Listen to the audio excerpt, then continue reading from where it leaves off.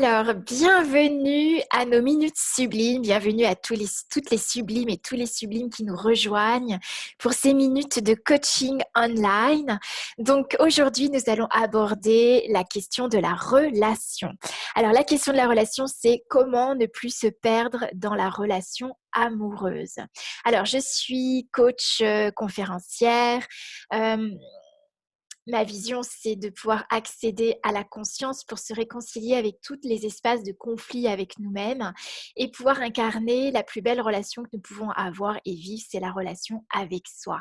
Donc, j'ai créé Sublime, dont la vocation est de se reconnecter à son intensité créative par le corps et dont la dimension d'ailleurs de conversion est fondamentale pour accéder à la conscience.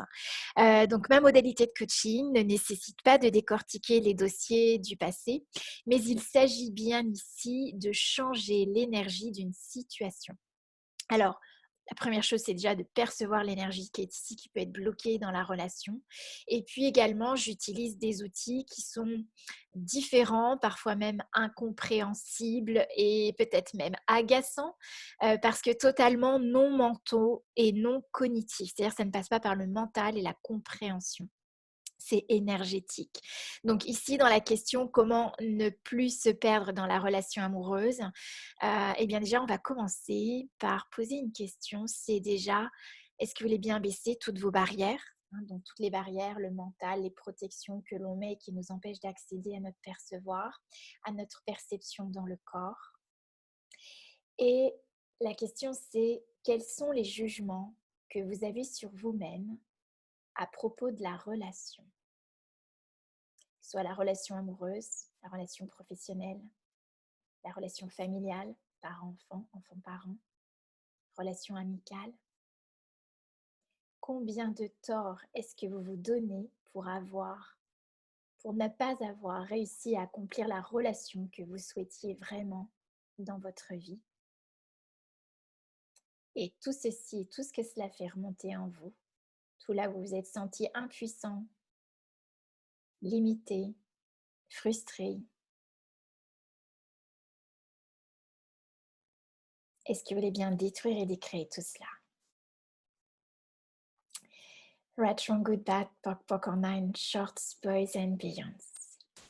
Alors, cette phrase de déblayage, pour ceux qui découvrent aujourd'hui dans la vidéo, c'est une phrase en anglais, c'est la phrase de déblayage Access Consciousness, qui est ma modalité de coaching principale.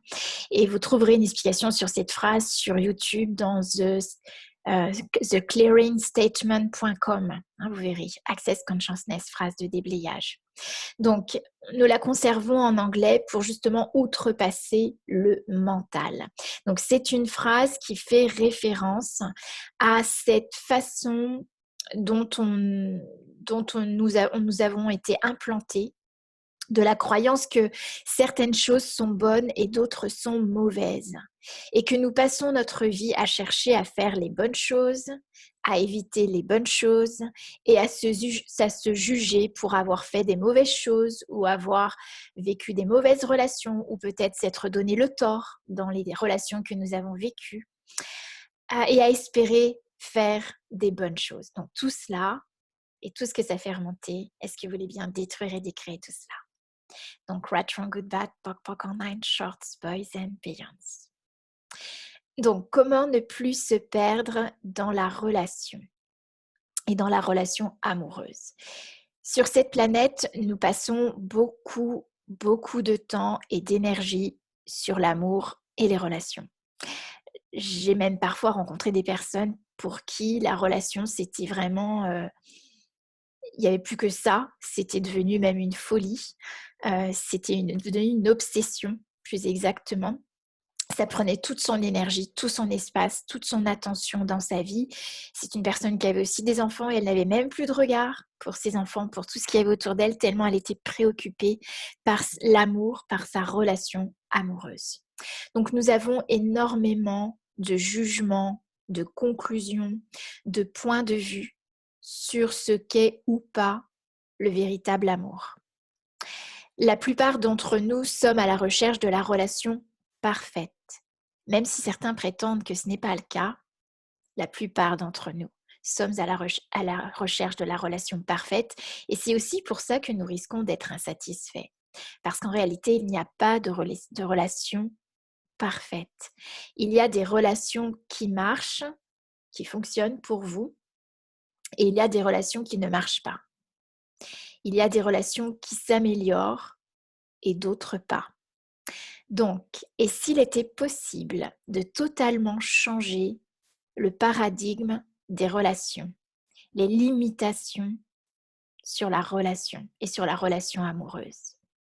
Et si nous pouvions le changer en quelque chose qui marche réellement pour chacun d'entre nous. Et si les relations pouvaient exister en dehors du contrôle, de la jalousie, des conflits et de ce que nous croyons être bon ou mauvais. Et si les relations étaient basées sur le cadeau que nous pouvons être les uns pour les autres. Je ne cherche pas à nous donner tort, hein. Simplement ici, mon unique intention est de nous inviter à être d'une façon totalement différente avec nous-mêmes et surtout dans la relation. Donc, il n'y a que vous qui savez ce qui est léger pour vous, ce qui fonctionne pour vous, et il n'y a que vous qui savez si c'est vrai pour vous. Donc, moi aussi, en tant que femme, j'avais un agenda, jeune femme, j'avais un chemin tracé par, je dirais, la société, mon éducation, dans laquelle je suis née. Et j'ai cherché longtemps le prince charmant, l'homme de ma vie. Et d'ailleurs, mon bonheur ne dépendait que de cette rencontre. J'ai longtemps cherché l'homme de ma vie, celui qui m'aurait permis d'être heureuse et de réaliser tous mes rêves. Alors que, malgré ça, tout me souriait. J'étais passionnée par le corps, j'enseignais déjà dans le monde les clés énergétiques pour accéder à la communion avec son corps, se reconnecter à soi. Mais je ne rencontrais pas cet homme. Et l'homme dont mon bonheur et sur lequel reposait mon bonheur et les réalisations de mes rêves. Donc je me suis dit, étant déjà dans une démarche de conscience, qu'il y avait un problème, puisque le chemin d'être soi est censé être un chemin épanouissant, de liberté et de joie. Comment se faisait-il que je ne me sentais pas heureuse malgré ce chemin de conscience de moi-même ? Donc mon souhait d'être mère, de fonder un foyer, n'était-il pas le mien ? Était-ce un agenda, un rêve qui ne m'appartenait pas, une prison, ma prison même ? Le jour où j'ai choisi, où j'ai décidé que quoi qu'il arrive, je serais heureuse, je ne voulais plus échanger mon épanouissement contre les rêves qui ne sont pas les miens, eh bien ça a été l'évidence. J'ai pu voir que mon attention était alignée avec des programmes opposés à ce que je suis et à ce qui fonctionne pour moi. C'est pourquoi aujourd'hui particulièrement, je tiens à exprimer que nous n'avons rien à changer, tu n'as rien à changer, seulement reconnaître ce que tu es et reconnaître ta différence peut-être effectivement avec un système, avec une société, avec ton éducation, ta famille, c'est possible. Tout ce qu'on t'a dit, tu n'es pas au bon endroit, tu t'es trompé, tu es incapable, c'est pas la bonne relation, ce n'est pas la bonne personne, tu fais le mauvais choix, là où on te fait peur, où on prend le pouvoir sur toi, là où on te culpabilise, où on te ment. C'est tous ces mensonges qui te pèsent et qui deviennent lourds dans ton corps. Alors, est-ce que tu veux bien lâcher tous ces mensonges ? Donc, combien de mensonges est-ce que tu utilises et qui créent toutes les solidifications, toutes les lourdeurs, les points de vue, les jugements dans lesquels tu es prisonnier et qui t'empêchent de vivre vraiment la relation que tu aimerais vivre. Et tout ceci, ce que tu veux bien détruire et décréer. Right and wrong, good and bad, POC and POD, all nine shorts, boys and beyonds. Aujourd'hui, j'ai du succès dans mon activité. J'ai rencontré des personnes, mais la personne avec qui je pesais tous les aspects de moi. Et quand je dis tous les aspects de moi, c'est être intime avec moi, et être intime avec l'autre. Et donc, je vis mon couple, mais très différemment de la majorité des personnes. Et je suis heureuse, je suis épanouie. J'ai choisi d'être aimée pour qui je suis et non de plaire à l'autre. Donc, la relation ne doit pas être un effort, ni un compromis. La relation, c'est l'amplification de ce que je suis, de ma joie, de ma créativité, de mes richesses, de mon abondance, de mes succès. Je vis sans attente. Je suis en fait les flux d'énergie à mon propre rythme. Et oui, aujourd'hui, je peux vous le dire, le chemin d'être soi tient réellement ses promesses. Alors, quelle relation est-ce que tu aimerais réellement créer? Comment ne plus se perdre dans la relation amoureuse? La première chose, ne t'abandonne jamais. Choisis-toi. Tu es la plus belle relation que tu peux vivre. Serre ta joie et tu ne seras jamais déçu. Être soi va souvent à l'encontre de toutes nos règles sociales. La manière dont on devrait faire les choses, se comporter, agir, les points de vue des autres sur soi, sur ce qui est bien ou mal, leur jugement, les interdits peut-être de notre éducation.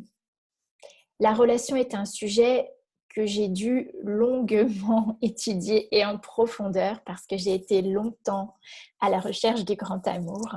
Enfin, longtemps, c'est toujours relatif à moi-même, mais pour découvrir quelles autres possibilités étaient disponibles pour moi dans ma vie.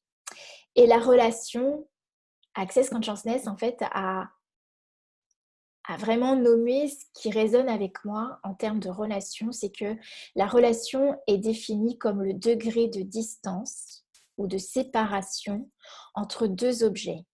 Pourquoi? Parce que pour que deux objets entrent en relation, il faut qu'ils soient distincts, il faut qu'ils soient séparés. Autrement, ils seraient un et ne seraient pas en relation ou capables d'entrer en relation parce qu'ils ne seraient plus séparés. Ça fait sens? Donc, en observant ce qui se joue dans les relations, j'ai réalisé que nous agissions à l'opposé de l'idéal que nous semblons tous chercher à atteindre. Pour être en relation, nous devons nous choisir en priorité, être pleinement soi et complètement unis, réconciliés, sans conflit avec soi. En tout cas, la relation peut aussi être l'espace qui va réveiller nos propres conflits, le miroir de nos propres conflits intérieurs. Mais c'est toujours un moyen de revenir à soi. Donc nous devons être distincts pour être deux dans la relation.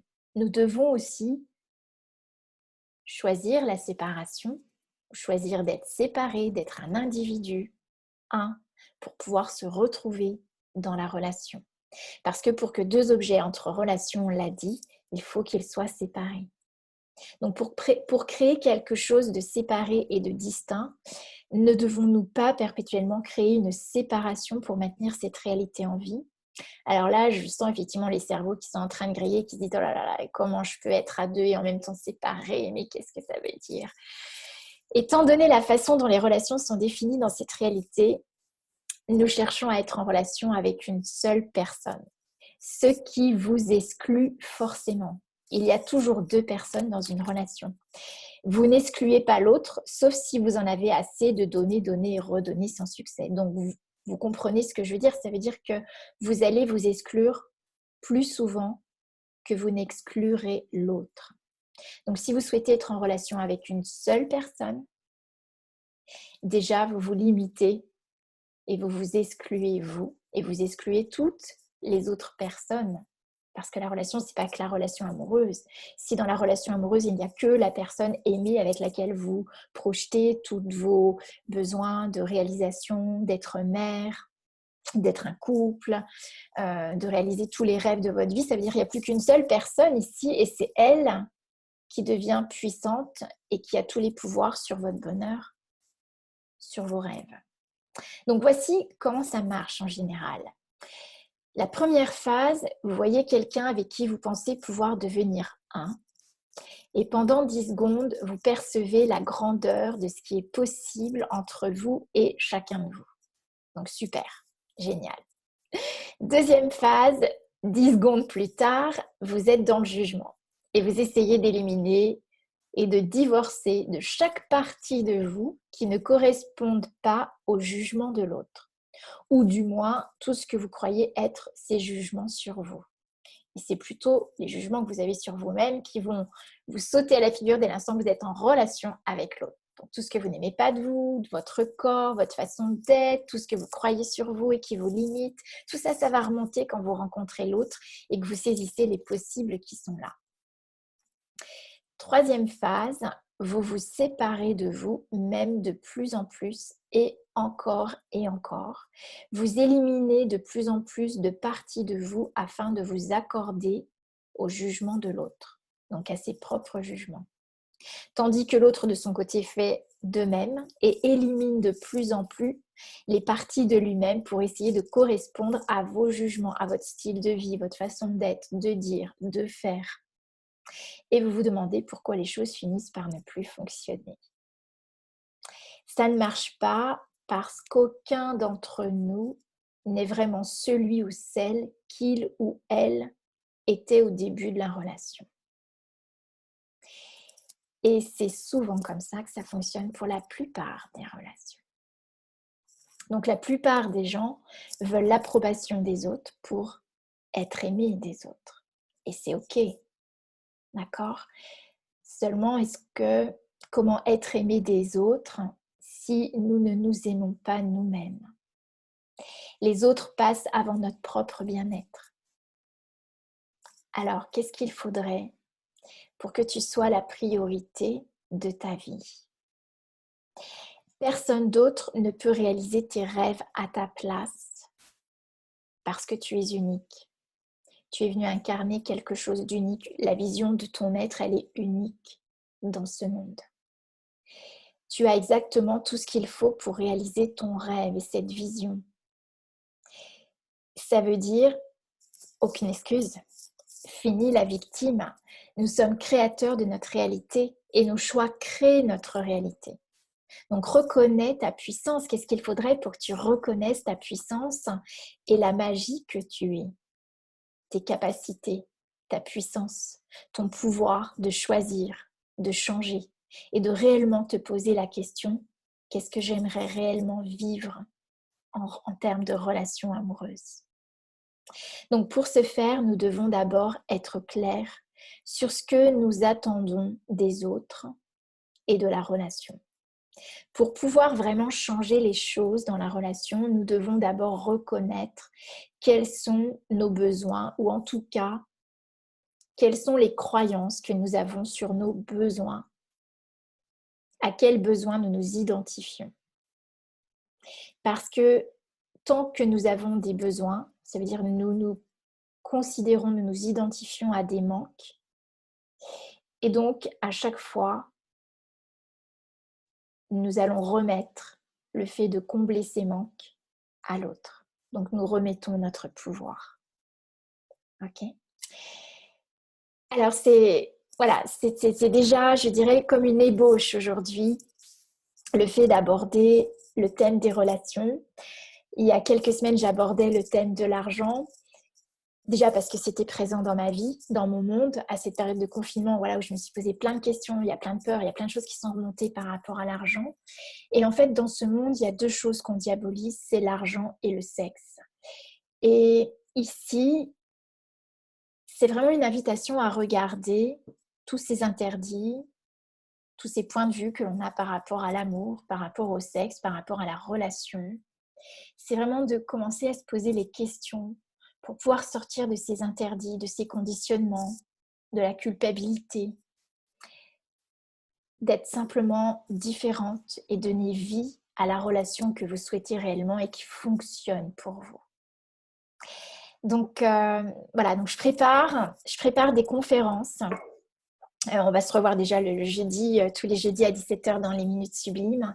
Et plus encore, je suis en train de vous préparer un cadeau qui sera 2 conférences sur la relation. Moi, ce qui me parle beaucoup, c'est la relation amoureuse parce que c'est tellement puissant, c'est tellement... Pour moi, c'est quelque chose, ça fait partie de mon expérience, c'est ce que j'ai le plus réussi dans ma vie. Et donc, la prochaine conférence, si vous l'avez compris, eh bien, nous allons aborder ensemble les 7 besoins fondamentaux. Alors, je vous invite à rester vigilants, regardez vos emails, vous recevrez une invitation pour toutes celles et ceux qui sont inscrites pour suivre en ligne ce coaching en direct, les Minutes Sublimes. Et puis, si vous avez aimé, je vous invite à liker sur ma chaîne YouTube et sur mon groupe Facebook Les Sublimes, à liker parce que le fait de liker, ça va permettre plus de diffusion encore de ce message pour que chacun puisse réaliser, choisir d'être différent et réaliser la relation qu'il souhaite vraiment sans plus avoir peur de se perdre dans la relation. Donc, si vous avez envie de contribuer à plus d'aisance, plus de joie, plus de succès dans la relation amoureuse, eh bien, je vous invite même à partager cette vidéo autour de vous et peut-être même à vous abonner à ma chaîne YouTube. Donc, j'ai reçu plein de questions sur la relation amoureuse. J'en ai abordé une déjà aujourd'hui. Et puis, écoutez, on se retrouve. On a du temps là pour nous tous ces jeudis soirs à 17h pour aborder ces sujets, aborder vos questions. Et si vous avez d'autres questions, mettez-les-moi dans les commentaires sur le groupe Les Sublimes et sur cette chaîne YouTube. Merci beaucoup de vos présences et je vous souhaite très bon week-end de l'Ascension.